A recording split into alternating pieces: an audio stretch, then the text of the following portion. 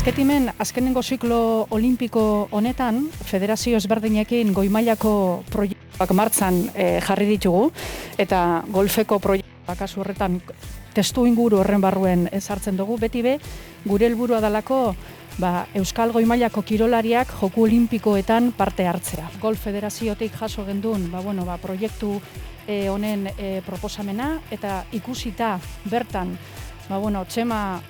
Olazabal lek parte hartuko ebala eta ikusita bere esperientzia, bere jakinduria,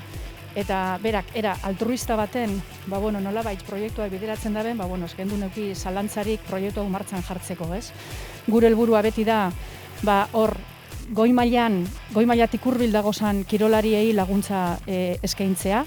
Beti be, joku olimpikoetan euskaldun golfisten parte hartzea bideratzeko. Estáis en las mejores manos, es una oportunidad única que tenéis para poder desarrollar el tránsito de la vida amateur a la profesional, es muy complicada, todo lo que hagáis será poco, sobre todo disciplina, trabajo, pensando que al final se pueda llegar a conseguir las metas que queréis y que queremos todos para el golf vasco. Proiektu hau nire gustukoa da, benetan beti izan dut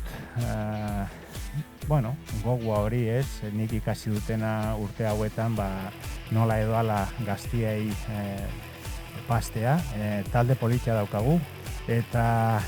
helburua goi maila ailetzea da, ez da xamurra, oso zaila da, gaur egun, hain behar duguna da lana gogoz egin eta ondo egin. Es un programa que se plantea identificar a los mejores jugadores y jugadoras vascas de golf que hay en el mundo, atraerlos y darles una preparación mejor para que puedan llegar más lejos, ayudar